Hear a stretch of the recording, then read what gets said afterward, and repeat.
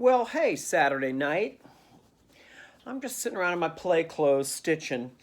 So if you saw my video yesterday, I'm doing coordinating costumes for a friend of mine's dance piece that we're going to go out to the Island of Fire next Friday and film this thing on Fire Island next Saturday night, all through the night, when it's dark and they can black out the club and do their lighting.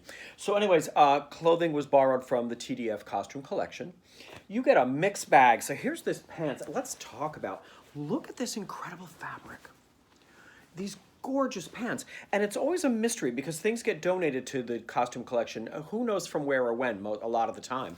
So this one has a label in it from Barbara Matera, which was a big costume house here in the city. They built so many Broadway legendary shows. They built a lot of Beauty and the Beast. Whenever I did a Lumiere at Beauty and the Beast, when I dressed him, but there was a new guy, we'd have to go down for fittings at Matera, and I would have to go with them because of the specifics of strapping on his flaming hands and stuff.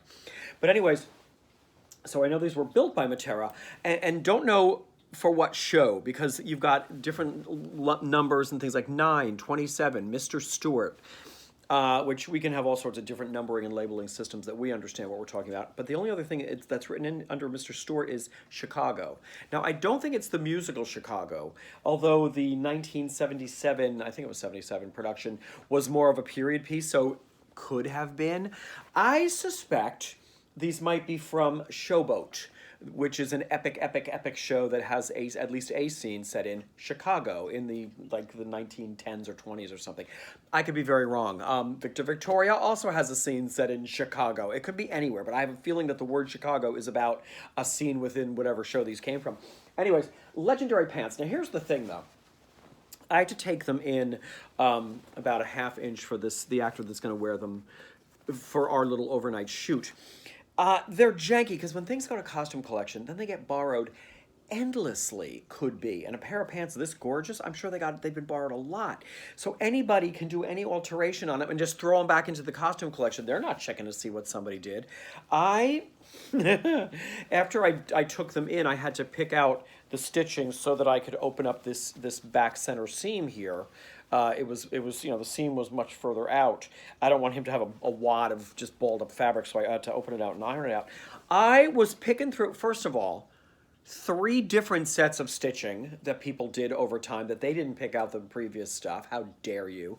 One of them done in, can we look at these pants? One of them done in black thread. How dare you? And done on the smallest setting on the machine, so it's like, oh my God, I am tearing through the fabric trying to get it unstitched over 3 sets of stitches on the smallest set. How dare you? Well, anyways, as with a few of the other things that we borrowed from costume collection that I'm using for this, they'll be going back looking better than when they left the costume collection. So there you have it. That's how I'm spending my Saturday night. I wish I was getting paid. I'm happy to be doing this. It gives me something to do and to play. And the cats are amused because, oh, look, sewing things.